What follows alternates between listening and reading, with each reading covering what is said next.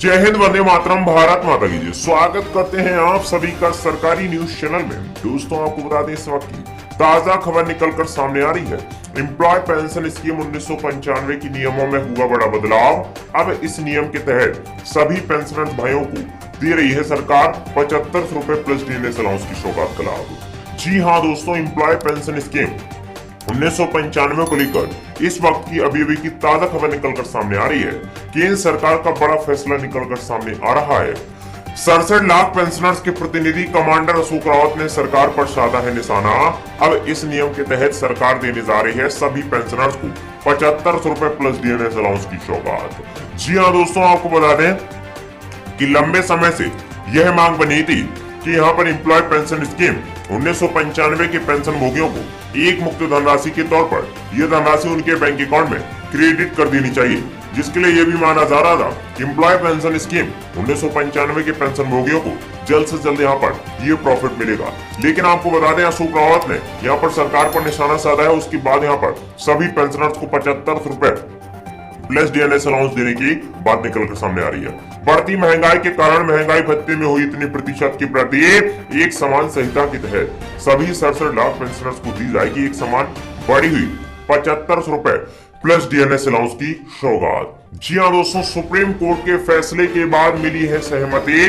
वित्त मंत्री निर्मला सीतारमण ने लगाई अतिरिक्त बजटीय सहायता पर अपनी फाइनल मोहर। आपको बता दें, सरकार द्वारा यहाँ पर अपनी फाइनल मोहर लगा दी गई है कि एम्प्लॉय पेंशन स्कीम 1995 के पेंशन भोगियों को एक मुक्त धनराशि के तौर पर ज्यादा प्रॉफिट मिलना चाहिए।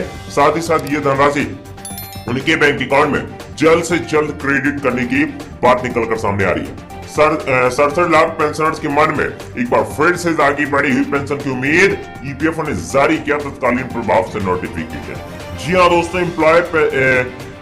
एम्प्लॉय प्रोवाइडर फंड ऑर्गेनाइजेशन की चल रही पीएफ प्रोवाइडर फंड की योजना की ईपीएस पेंशन के तहत अब सभी को मिलेगी बढ़ी हुई पेंशन।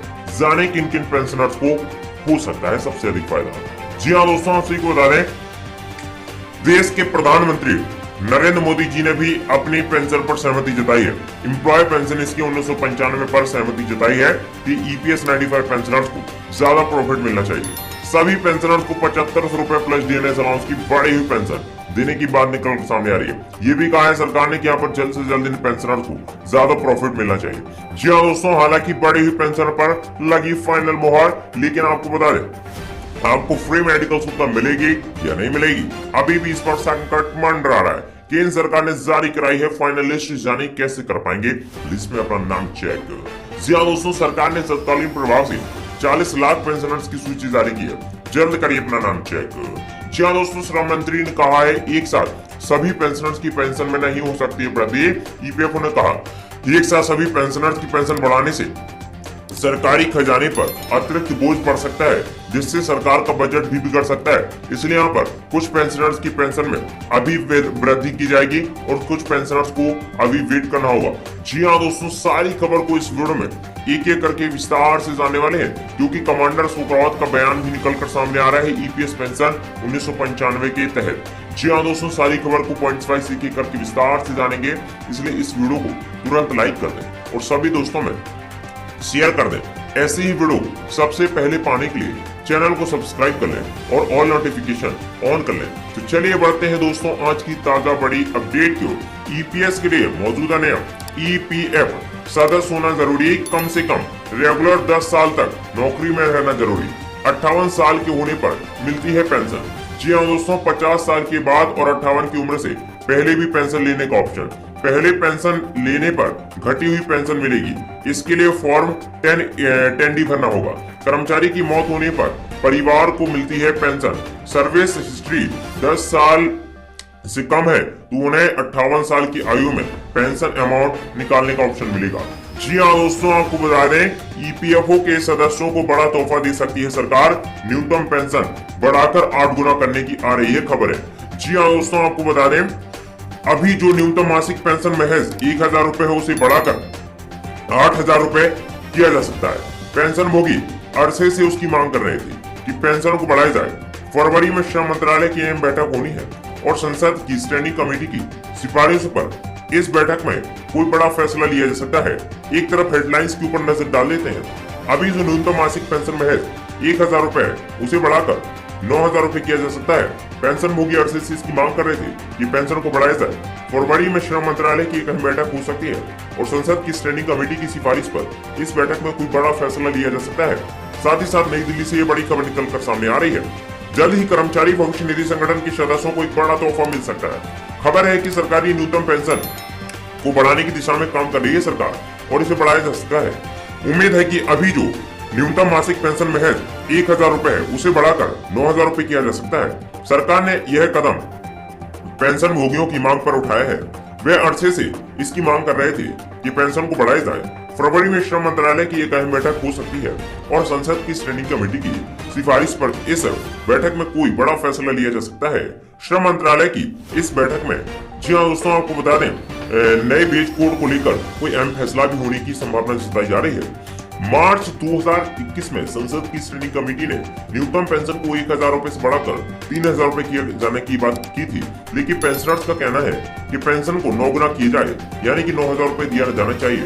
5 राज्यों के हाईकोर्ट ने अब तक पेंशन को मौलिक अधिकार माना है और कहा है कि यह पेंशनर्स का अधिकार है, इन्हें पेंशन मिलना बेहद जरूरी है। जिसके लिए यहाँ पर सरकार ने ये भी कहा है कि पेंशन बढ़ाई जाएगी, लेकिन यहाँ पर उसका कोई नियम और कानून भी लागू किया जाएगा। मतलब यहाँ पर सभी जो है पेंशनर्स को एक मुक्त धनराशि नहीं दी जाएगी। मतलब सीधी सीधी बात है कि पेंशन की धनराशि 3 गुना तक बढ़ाई जा सकती है। मतलब 1000 से 3000 रुपए तक किया जा सकता है, लेकिन यहाँ पर पेंशनर्स मांग कर रहे हैं इसे 9 गुना किया जाए। क्या है पेंशन स्कीम, जान लीजिए खबर विस्तार से। दोस्तों, इन पदों के तहत पीएफ पाने वाले सभी लोग कर्मचारी स्कीम 1995 के तहत आते हैं। जब 58 साल की उम्र के बाद रिटायर हो जाते हैं तो उन्हें न्यूनतम 1000 रुपए प्रति महीने के हिसाब से पेंशन दी जाती है।